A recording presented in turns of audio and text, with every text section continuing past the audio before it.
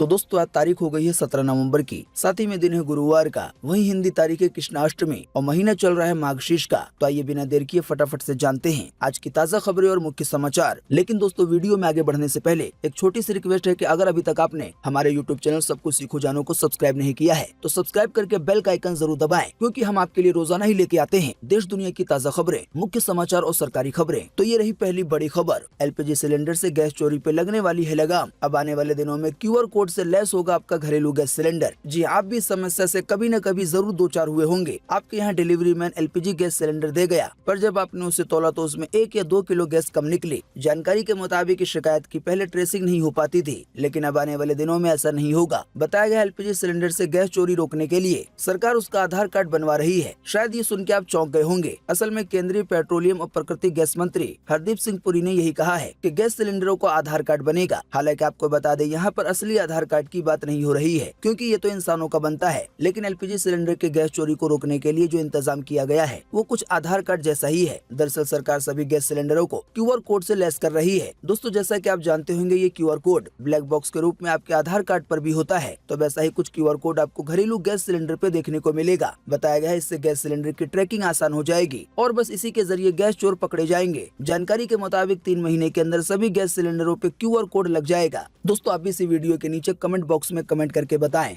कि गैस की चोरी रोकने के लिए ये जो इंतजाम किया गया है आपके हिसाब से ये सही है या नहीं। वीडियो को पूरा देखने के बाद नीचे कमेंट बॉक्स में अपना जवाब जरूर लिखें। देखिए अगली खबर। G20 मीटिंग में बजा भारत का डंका। अब समिट की मेजबानी भारत को मिली। अमेरिकी राष्ट्रपति जो बाइडेन ने सबसे ज्यादा अहमियत दी। वहीं पीएम मोदी से मिलने के बाद अब सुनक जारी करेंगे 3000 वीजे। जी इंडोनेशिया के बाली में G20 समिट बीते बुधवार को खत्म हो गई। मेजबान इंडोनेशिया के राष्ट्रपति जोको विडोडो ने अगले साल के लिए अध्यक्षता भारतीय प्रधानमंत्री नरेंद्र मोदी को सौंपी। इंडिया को मेजबानी मिलने के बाद पीएम मोदी ने कहा कि दुनिया इस समय भारत की तरफ देख रही है, उससे हमसे उम्मीदें हैं। साथ ही पीएम मोदी ने कहा अगले 1 साल के दौरान हम चाहेंगे कि G20 एकजुट होकर काम करे। साथ ही जानकारी के मुताबिक इंडोनेशिया के बाली में पीएम मोदी अमेरिकी राष्ट्रपति जो बाइडेन, साथ ही में फ्रांस के राष्ट्रपति इमैनुअल मैक्रो और ब्रिटेन के नए प्रधानमंत्री ऋषि सुनक से मिले। दोस्तों इस वर्ल्ड स्टेज पर भारत की अहमियत कितनी है इसकी मिसाल बीते मंगलवार को फर्स्ट सेशन के दौरान देखने को मिली। दरअसल पीएम मोदी अमेरिकी राष्ट्रपति को देख नहीं पाए थे और वो सीट से उठ के दूसरी तरफ जा रहे थे, तभी अमेरिका के राष्ट्रपति ने उन्हें पुकारा और फिर दोनों गर्मजोशी के साथ मिले। इसी दौरान इमैनुअल मैक्रो भी वहाँ पहुँचे और कुछ देर तक तीनों नेता बातचीत करते रहे। इसके बाद ब्रिटेन के नए प्रधानमंत्री ऋषि सुनक को पीएम मोदी की 2 बार मुलाकात हुई। इसी दौरान ब्रिटेन ने लगे हाथों ऐलान कर दिया कि 3000 भारतीयों को नए वीजा जारी होंगे। साथ ही जानकारी के मुताबिक इस बैठक के दौरान पीएम मोदी और चीन के राष्ट्रपति आमने सामने हुए तो दुआ सलाम हुई। हालांकि देर तक कोई भी खास बातचीत नहीं हो पाई। आपको बता दें गलवान में हुए झड़प के बाद यानी कि करीब 3 साल के बाद दोनों नेताओं की ये पहली मुलाकात थी।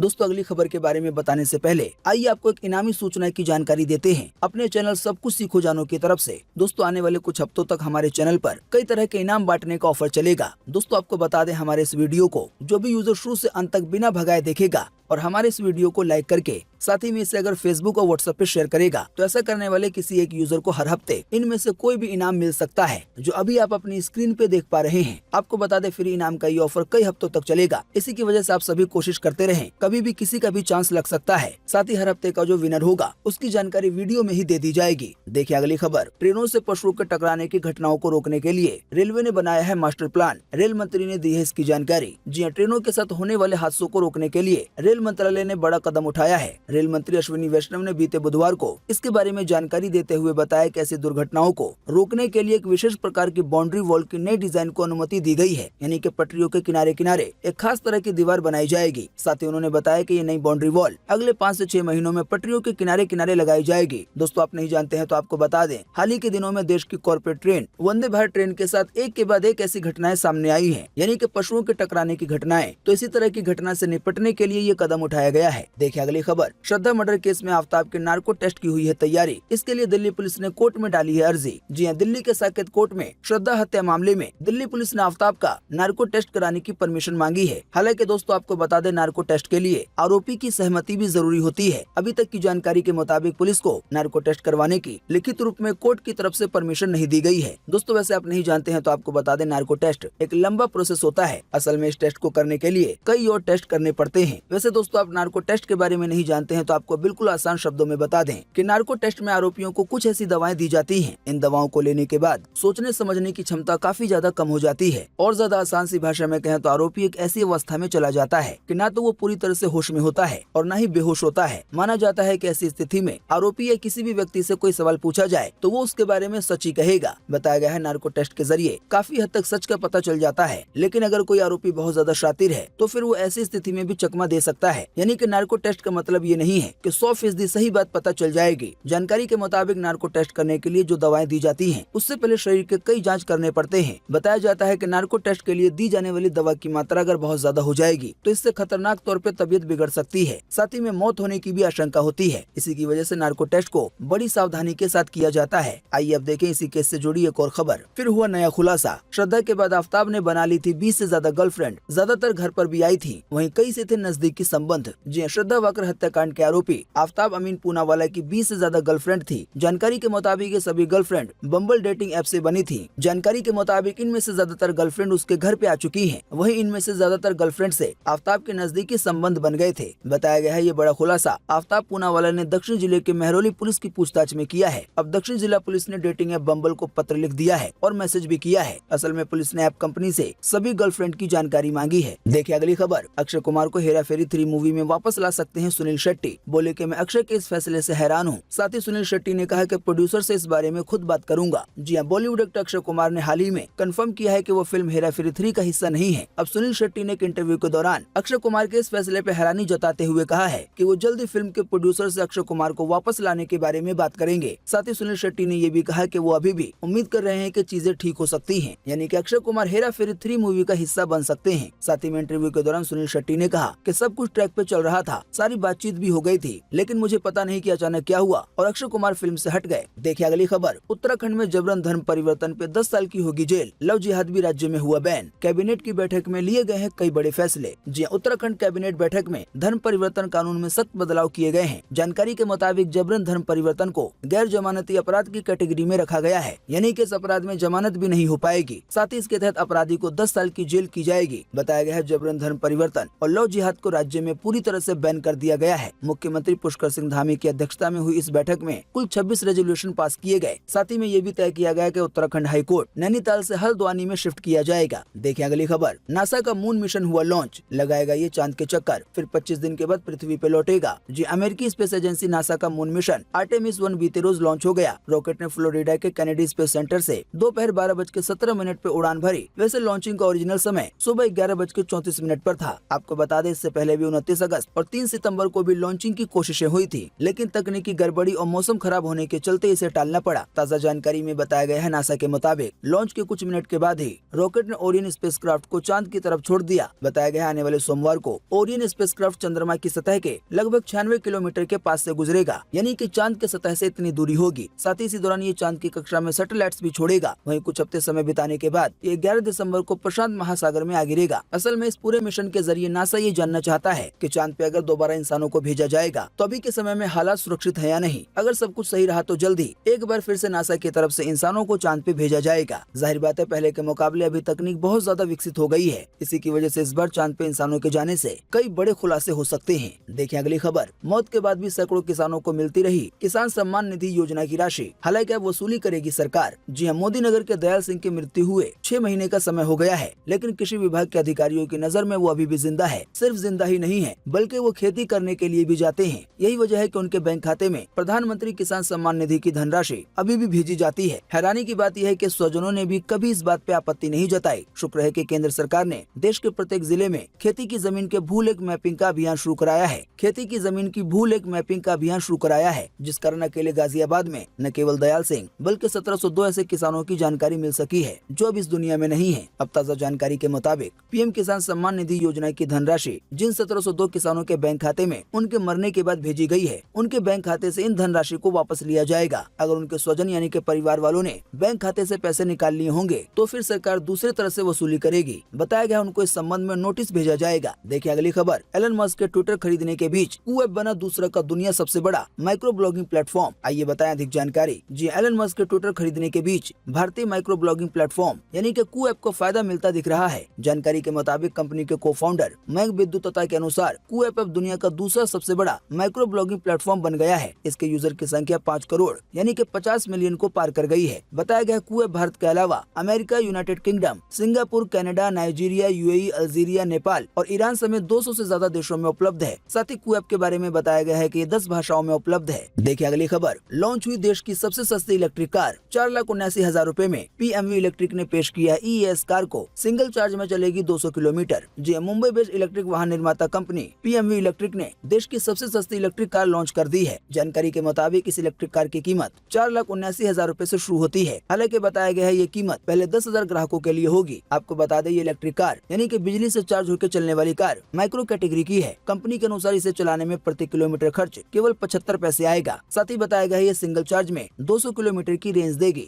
बाकी आप कार की ज्यादा जानकारी के लिए PMV इलेक्ट्रिक की ऑफिशियल वेबसाइट को विजिट कर सकते हैं। देखिए अगली खबर। कुत्ते के हमले में घायल को 2 लाख रुपए मिलेंगे। उपभोक्ता फोरम ने जारी किया है ये आदेश। कहा कुत्ते के मालिक से वसूले ये रकम। 11 नस्लों के कुत्तों के पालने पे लगा बैन। जी हाँ, कुत्ते के हमले में घायल हुई महिला को 2 लाख रुपए का मुआवजा मिलेगा। जानकारी के मुताबिक ये आदेश जिला उपभोक्ता विवाद निवारण फोरम ने अभी हाल ही में बीते मंगलवार को गुरुग्राम नगर निगम को दिया। फोरम ने ये भी कहा कि अगर नगर निगम चाहे तो ये पैसा वो कुत्ते के मालिक से भी वसूल कर सकती है। साथ ही जानकारी के मुताबिक अभी हाल ही में बीते मंगलवार को संजीव जिंदल की कंज्यूमर कोर्ट ने पीड़ित को अंतरिम मुआवजा देने के आदेश के साथ जिले में खतरनाक नस्ल के 11 कुत्तों पे पूरी तरह से बैन लगा दिया है, यानी कि इनके पालने पर। हालांकि ये फैसला फिलहाल गुरुग्राम के लिए है, लेकिन जिस तरह से कुत्तों के काटने का आतंक बढ़ता जा रहा है, आने वाले दिनों में इस तरह के फैसले देश के दूसरे हिस्सों में भी लिए जा सकते हैं। देखिए अगली खबर। यूपी के 73,000 से ज्यादा गरीबों को मिला मुख्यमंत्री आवास का तोहफा। CM योगी ने सौंपी चाबी। जी यूपी के 73,500 लाभार्थियों को मुख्यमंत्री योगी आदित्यनाथ ने बीते मंगलवार को मुख्यमंत्री आवास योजना का तोहफा दिया। 39,000 लाभार्थियों को योजना के तहत बने आवास की चाबी गृह प्रवेश कार्यक्रम के तहत दी गई। वहीं 34,500 लाभार्थियों को मुख्यमंत्री आवास निर्माण की पहली किस्त उनके खाते में डिजिटल तरीके से भेजी गई, यानी कि घर बनाने के लिए पैसे दिए गए। देखिए अगली खबर। अब कॉस्मेटिक्स बाजार में भी दस्तक देगा टाटा ग्रुप। अगले 2023 में 20 नए स्टोर खोलने की हो रही है तैयारी। जी हाँ, टाटा ग्रुप कॉस्मेटिक्स मार्केट में दस्तक देने की तैयारी कर रहा है। जानकारी के मुताबिक टाटा ग्रुप अगले साल 20 ब्यूटी टेक स्टोर खोलने की योजना पे काम कर रहा है। बताया गया स्टोर्स खोलने की भी तैयारी शुरू हो गई है। मीडिया रिपोर्ट्स के अनुसार टाटा समूह ने इसके लिए कई विदेशी ब्यूटी और कॉस्मेटिक ब्रांड के साथ बातचीत शुरू की है। आसान सी भाषा में कहें तो आने वाले दिनों में आपको टाटा ग्रुप के ऐसे स्टोर खुले मिलेंगे, यानी कि दुकानें जहां पर आपको कॉस्मेटिक्स के कई तरह के सामान मिल सकेंगे। देखिए अगली खबर। कनाडाई PM ट्रूडो पे भड़क उठे चीनी राष्ट्रपति जिनपिंग, दे डाली सही से बात करने की नसीहत। जी इंडोनेशिया के बाली में G20 शिखर बैठक के दौरान मिले कनाडा के प्रधानमंत्री जस्टिन ट्रूडो और चीन के राष्ट्रपति शी जिनपिंग के बीच हॉट टॉक का वाकया सामने आया है,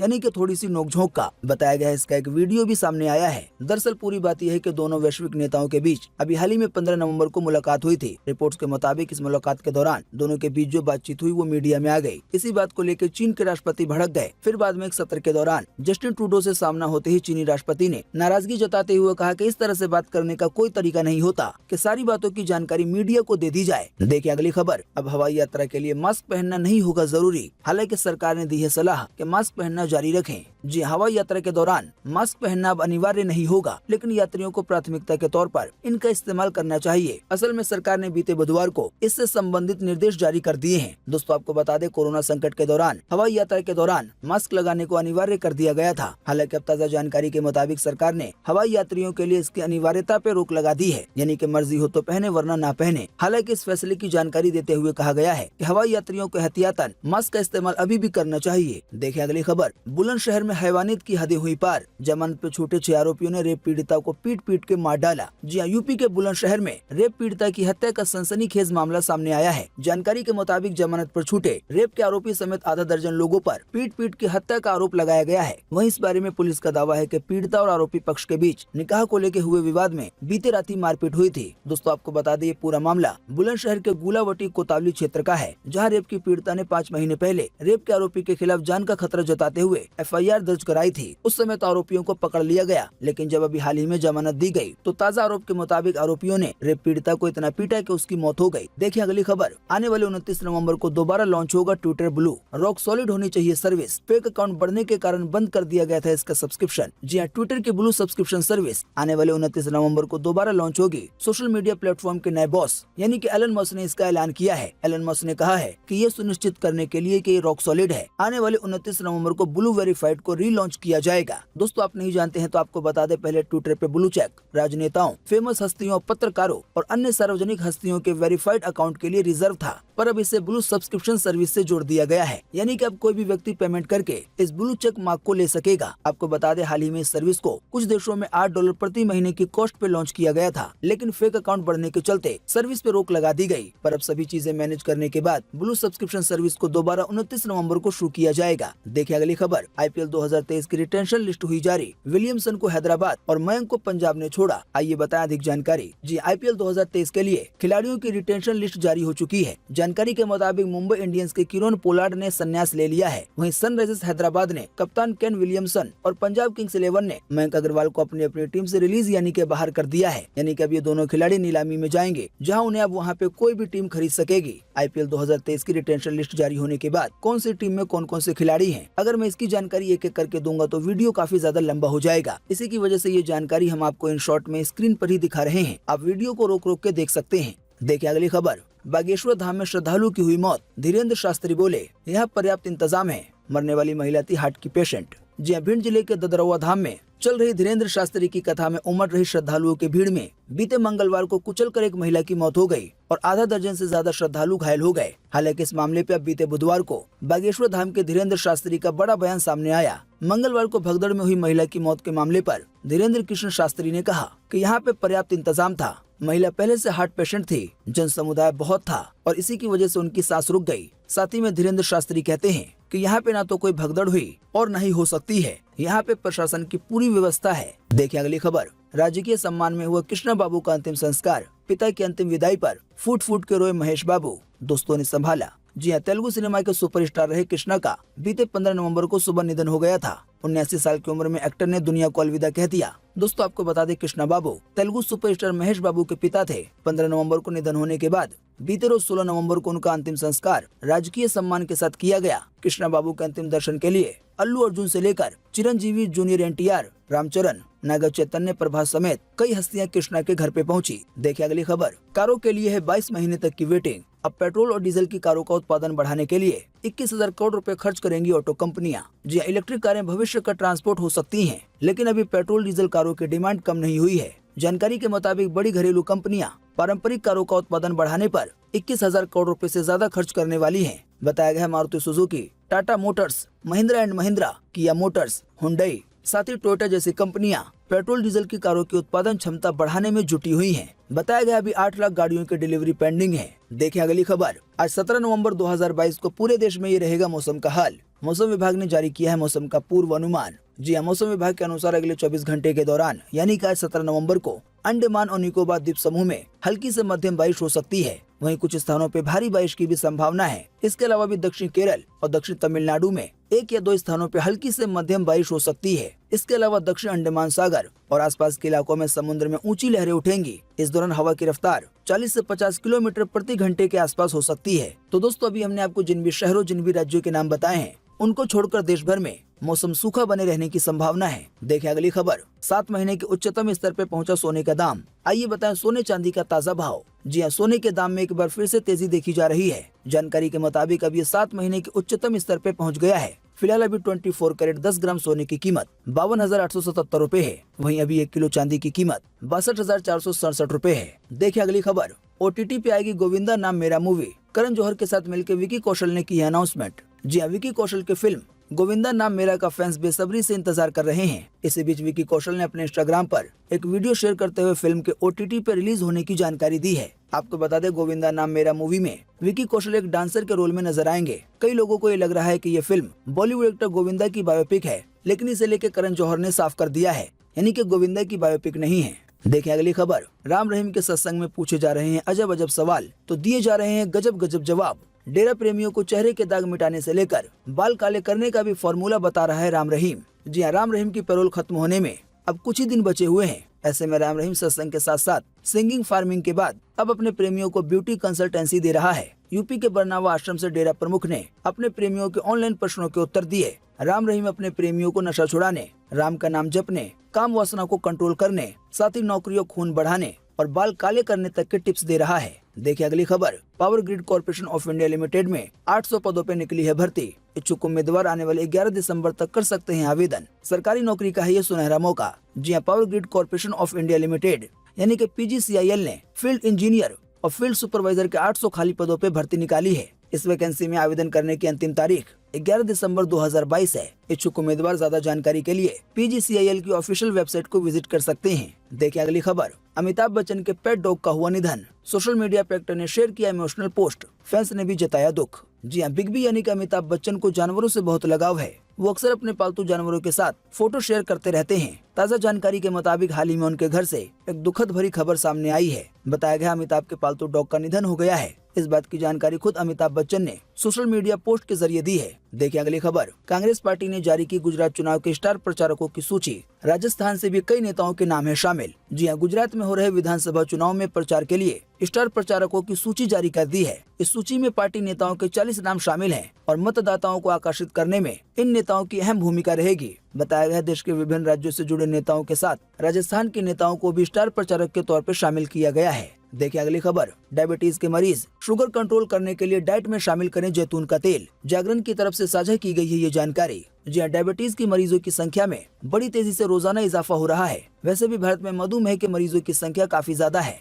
खराब दिनचर्या, गलत खान पान और बहुत ज्यादा आराम की वजह से होती है। दोस्तों वैसे आप नहीं जानते हैं तो आपको बता दें, हिंदी में ऑलिव को जैतून कहा जाता है। बताया गया ऑलिव ऑयल सेहत के लिए फायदेमंद साबित होता है। इसमें विटामिन E, D और K प्रचुर मात्रा में पाया जाता है। साथ ही इसमें एंटीऑक्सीडेंट के भी गुण पाए जाते हैं। एंटीऑक्सीडेंट गुण के चलते ऑलिव ऑयल यानी कि जैतून का तेल सूजन को कम करने में सहायक होता है। बताया गया ऑलिव ऑयल में पाया जाने वाला विटामिन E बढ़ती उम्र में होने वाली त्वचा संबंधी परेशानी को दूर करता है और त्वचा की रक्षा भी करता है। इसी की वजह से ये सलाह दी जाती है कि जो भी डायबिटीज के मरीज हैं वो अपने खान पान में ऑलिव ऑयल यानी कि जैतून के तेल को शामिल करें। हालांकि दोस्तों सबसे अच्छा यही रहेगा, चाहे डायबिटीज के मरीज हो या किसी और बीमारी के, किसी भी चीज का इस्तेमाल करने से पहले डॉक्टर की सलाह जरूर लें। मीडिया में जो भी जानकारी आती है या हम जो आपको जानकारी देते हैं वो एक सामान्य ज्ञान के तौर पे होती है। देखिए अगली खबर। 122 साल में 11 बार बदला ऑडी का लोगो। हर बार होती है कोई खास वजह। अब आया है नया 2D बैच। जी हाँ, सुपर लग्जरी कार निर्माता ऑडी के छल्ले वाले लोगो के बारे में आप तो जानते ही होंगे।